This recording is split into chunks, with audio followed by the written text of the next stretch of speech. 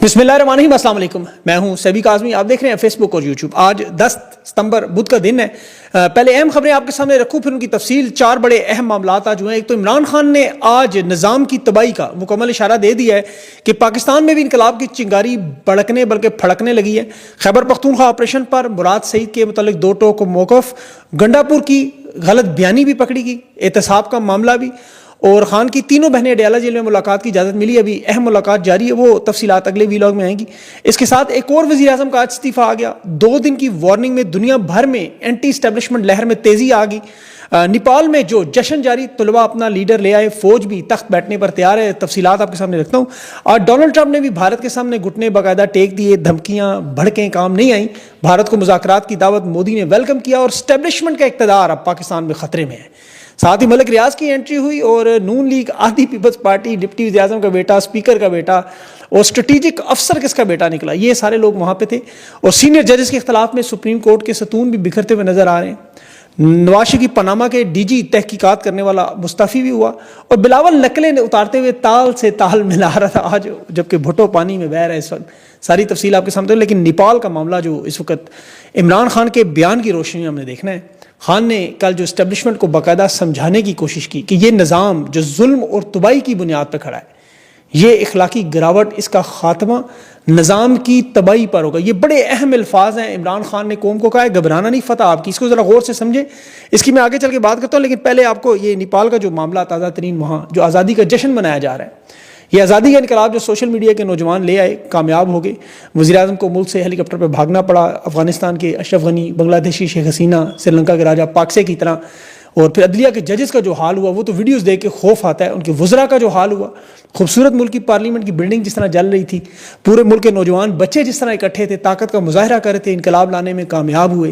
और उसके बाद फिर आर्मी चीफ जिस तरह आया, मुल्क का इस्तेहकाम, नाजुक मोड़, कौमी खुद मुख्तारी, मुज़ाकरात, दावत, धमकियाँ, क्रैकडाउन, और साथ ही फिर वो मिन्नत तरला, ये फौजी तनसीबात, एयरपोर्ट और बॉर्डर्स को बंद कर दिया कि वहाँ पे सबसे बढ़कर जो लोगों को, अवाम के गुस्से को ठंडा करने के लिए अवामी रहनुमा, तलबा के रहनुमा खटमंडो के मेयर बुलंदर शाह को सामने लाना पड़ा। ये बात याद रखिए, जब अवाम का गुस्सा अरूज पर पहुँचे तो फिर अवामी रहनुमा ही ठंडा कर सकता, ये कोई फौजी जनरल नहीं कर सकता। और यही नेपाल में किया। और खान ने यही समझा रहा है वाज़ेह तौर पर, इमरान खान ने पाकिस्तान में आने वाले इनकलाब को रोका हुआ है।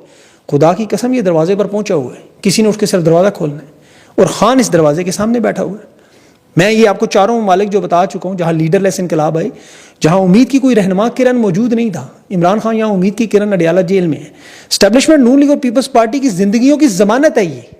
नेपाल के साबिक वज़ीर आज़म की बीवी का हाल देखें, इन लोगों की जिंदगियों की जमानत खान है, ये याद रखें। इन 4 ममालिक के और पाकिस्तान के हालात को समझें। जो लोग ओवरसीज़ में से पूछे ज़रा, नेपाल, बांग्लादेश, इंडोनेशिया, श्रीलंका के लोग, ये कितने पुरअमन और मासूम होते हैं। इनका जोग्राफियाई हालात पाकिस्तान की तरह मिला के देखें।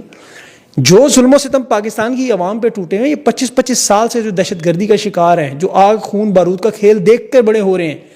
ये पाकिस्तान का सिर्फ एक सूबा खैबर पख्तूनख्वा इतना असला है जितना इन छोटे ममालिक की फ़ौज के पास भी नहीं होगा शायद। पंजाब के जो हालात है, वहाँ भी यही मामला है। और बलोचिस्तान, वहाँ 10-10 कालदम तंजीमें मौजूद हैं, बड़ी बड़े हाई लेवल की।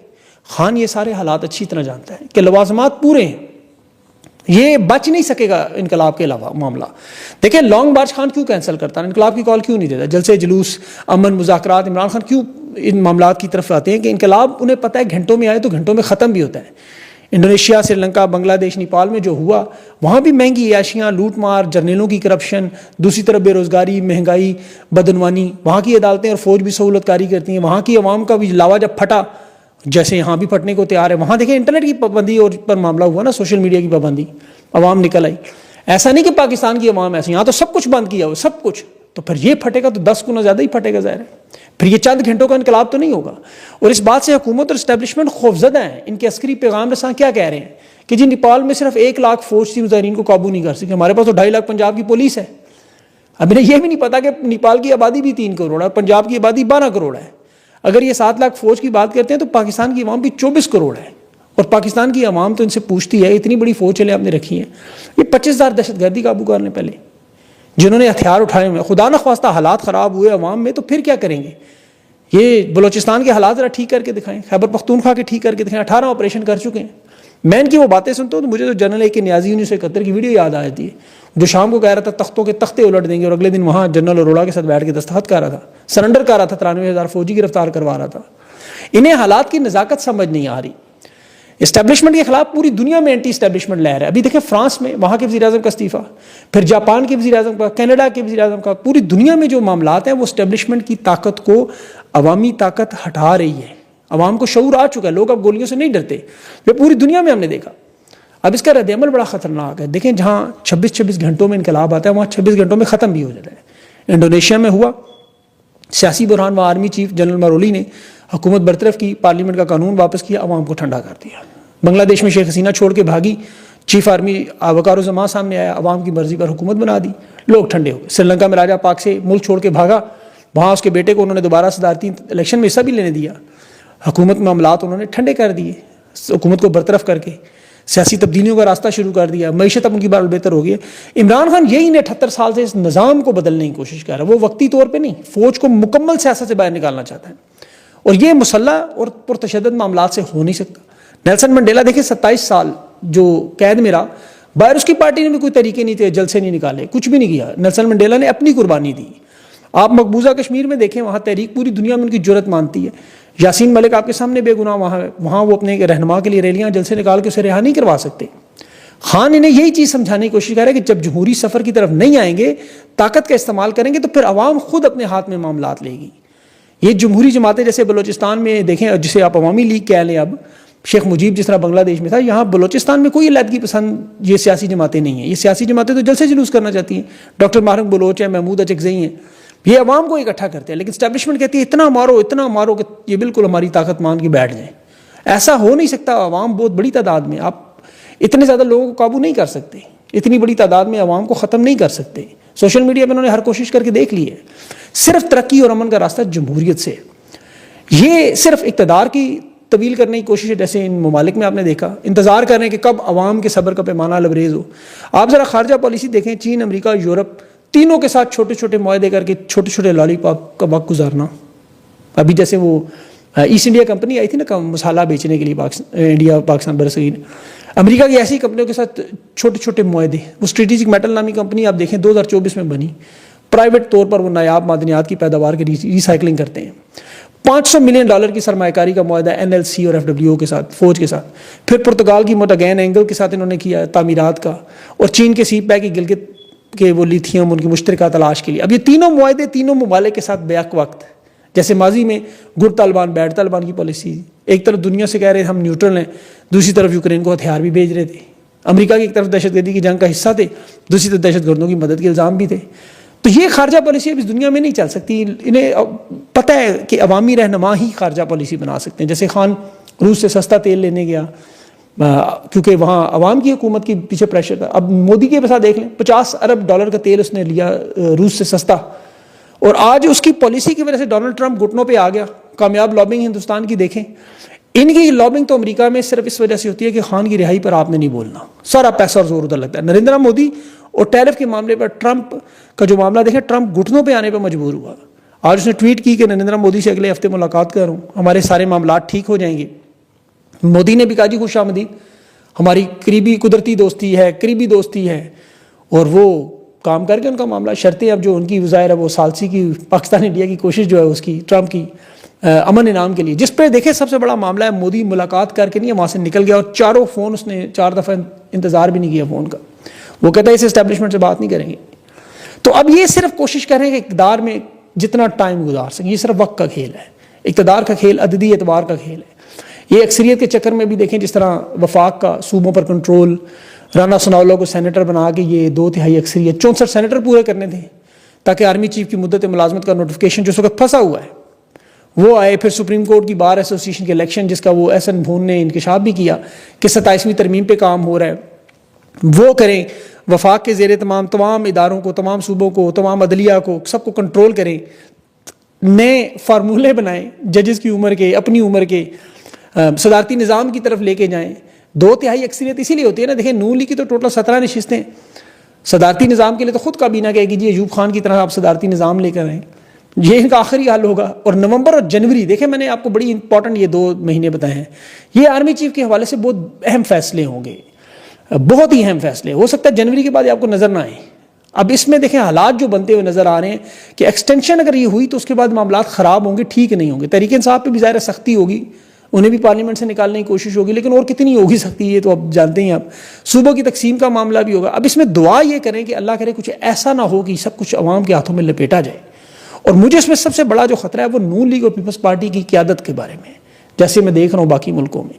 اس میں خان کی ایک اور بڑی اہم بات جو خیبر پختونخوا آپریشن پہ جو بیرسٹر سیف سپوکس پرسن ہے عسکری, انہوں نے کہا کہ جی کوئی آپریشن نہیں ہو رہا. آج بابر سلیم سواتی نے یہ بیرسٹر سیف کے موقف کی نفی کر دی.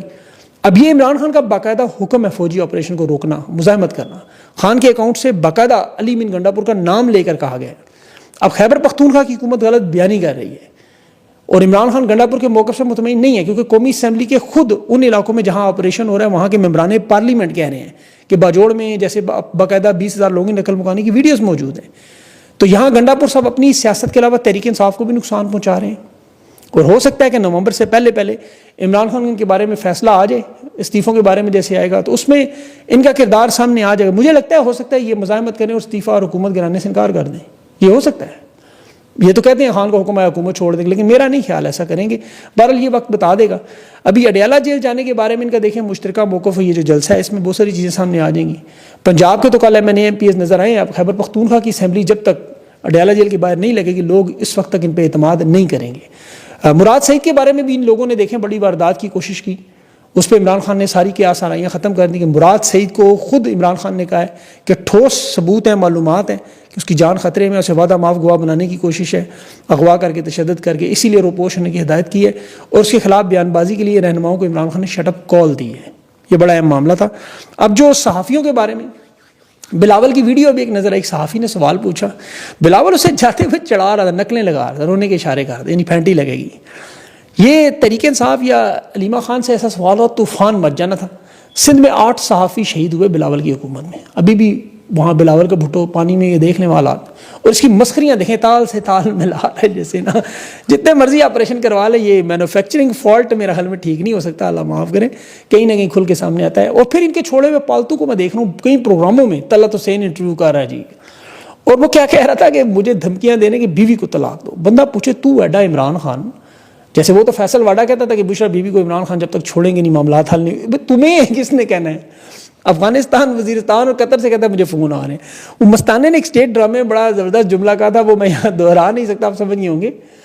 بھائی کیوں کوئی خدا نخواستہ کہ اپنی بیوی کو اس کو طلاق دے. بیرسٹر گور نے بہرحال اس کا ہاتھ پکڑ کے آج مذمت کی ہے کہ جی تشدد پہ ہم یقین نہیں رکھی, چلے تمام حجت پورا ہو گیا. یہ کہتا ہے لیما خان, کہ میں کہہ رہا تھا جی میری سوشل میڈیا سے جان بجے. بھائی لیما خان ایلون ماسک ہیں کہ وہ سوشل میڈیا چلاتی ہیں, انہوں نے کیسے کنٹرول کرنا ہے. اور ایک ان کے صحافی قرار الحسن کی بات, وہ تو بھائی اس وقت بڑے ہائی لیول پہ پہنچ چکا ہے منافقت کے, خان سے بغض میں بالکل سخت پاگل ہو چکا ہے. یقین کہ اس کی ٹویٹ پڑھ کے اندازہ سمجھ نہیں آتی, پتہ نہیں رات کو کس پہر میں لکھتا ہے کہ عمران خان اچھا لیڈر, اچھا حکمران نہیں ہے, 92 کا ورلڈ کپ جیتا. بھائی 33 سال ہو گئے ہیں ورلڈ کپ جیتے. خان کے پاس 30 سال کا تجربہ ہے, 3 سال وہ ملک کا وزیر اعظم رہا, دنیا کی 6ٹھی لارجسٹ پارٹی ہیڈ کرتا ہے, سب سے بڑی جماعت پاکستان کی اس کے پاس. عوامی لیڈر کی مقبولیت اہلیت کا جو پیمانہ کہ عوام ساتھ ہو وہ 80% ساتھ ہے. پرفارمنس میں 3 کینسر اسپتال ہیں, نمل یونیورسٹیاں ہیں, ادارے ہیں. سیاست میں آنے سے پہلے بڑی بڑی دنیا کی یونیورسٹیوں میں لیکچر دے چکا ہے, 9 کتابوں کا مصنف ہے. اقتدار میں جب وزیر اعظم تھا 6.2% پر اکانومی تھی, $383 ارب کی معیشت تھی. جس وقت دیکھیں 31 ارب ڈالر کی ریمیٹنس پاکستانی ملک چھوڑ کے بھاگے نہیں تھے, آج بھاگے ہیں, وہ موجود تھی. 55 لاکھ نوکریاں تو ڈان اخبار کی وہ ریکارڈ ہے, اور 90 لاکھ جو ابھی بے روزگار ہوئے آپ کے سامنے سارے خان کے دور میں روزگار پہ تھے. پیٹرول, بجلی, گیس, ڈالر کے ریٹ چیک کریں, اکانومی کی رپورٹ پڑھیں, اقتصادی رپورٹ شہباز شریفی پڑھیں. تو یہ تو جس طرح قائد اعظم محمد علی جناح کو کہتے تھے نا پکے مسلمان نہیں ہیں, تو قائد اعظم نے کہا تھا پھر گاندھی کو ووٹ دے دینا, وہ پکا مسلمان ہے. یہ خان کو لیڈر نہیں مانتا, تو یہ شہباز شریف, نواز شریف, زرداری, یہ فوجی جرنیلوں کو لیڈر مان لیں. کچھ نہیں تو سلمان اقبال کو تو مان ہی رہے, جو اپنے صحافیوں کے لیے نہیں بولتے. ارشد شریف شہید, کاشف عباسی اسی ادارے میں کام کرتے ہیں, یہ کبھی نہیں بول سکا. یہ وہ لوگ ہیں جنہیں بزدار کے دور میں 14,000 پہ گھر ملنا کورونا میں برے لگتے تھے, لیکن مریم نواز کی سیلاب میں لگی تصویریں انہیں بہترین لگتی ہیں. یہ ان کی لیڈرشپ کا معیار ہے. کہ ابھی وہ ملک ریاض دیکھ لیں, اس کے گھٹنوں میں کس طرح وہ نون لیگ پیپلز پارٹی جوڑ رہے ہیں. اسحاق ڈار کا بھی, ڈپٹی وزیر اعظم اس کا ایاز صادق کا بیٹا بھی. بہرحال ابھی اسرائیل کے قطر کے حملے کی وجہ سے خطے کی جو سیاست بدلنے جا رہی ہے اس میں بھی بڑا اہم معاملہ ہے۔ اسرائیل کی کوشش تھی، دیکھیں یہ انہوں نے وائٹ ہاؤس کو ملا کے کیا، امریکی فوج نے ڈونلڈ ٹرمپ کو بتایا تھا کہ یہ حملہ کرنے جا رہے ہیں، اسٹیو وٹکاف نے قطر کو بھی اطلاع دی، ڈونلڈ ٹرمپ کو اس حملے کا اس نے کہا جی امن کی کوشش ہم کر رہے تھے، ناکام ہوئی، آئندہ نہیں ہونے دیں گے، جیسے اس سے وہ پوچھ کے کریں گے نا اگلی دفعہ۔ یہ اسرائیل سے دیکھیں جو آئے میزائل قطر پر پھینکے گئے، وہ سعودی عرب کی فضائی حدود سے بھی گزرے، اور ان سب کے پاس میزائل شکن نظام موجود ہیں، کسی نے نہیں روکا، اور یہ بات انہیں ایران سمجھاتا رہا۔ قطر نے ابھی مئی کے مہینے میں ٹرمپ کو $400 ملین کا بوئنگ جہاز تحفے میں دیا ہے، ٹرمپ نے کوئی احساس اور خیال نہیں کیا۔ یہ یہاں اسے معدنی ذخائر اور کرپٹو کرنسی اور یہ دکھا کے گھیرنے کی کوشش پاکستان میں کرتے ہیں، وہ کرے گا۔ بہرحال یہ قطر والا جو معاملہ ہے اس پہ آپ دیکھیں کہ رسپانس کیا آتا ہے، کہ وہ بھی مذاکرات ان کے چل رہے ہیں۔ ستمبر کے مہینے میں 5-6 بڑے ممالک نے اعلان کیا 2 ریاستی حل کا، تو اس لیے یہ بڑا اہم ہوگا، لیکن اس کی انشاءاللہ تفصیل اگلے ویلاگ میں آپ کے سامنے رکھوں گا، ساتھ اس وقت تک ملاقات کی خبریں بھی آ جائیں گی۔ اپنا خیال رکھیں، مجھے اجازت دیں، اللہ حافظ۔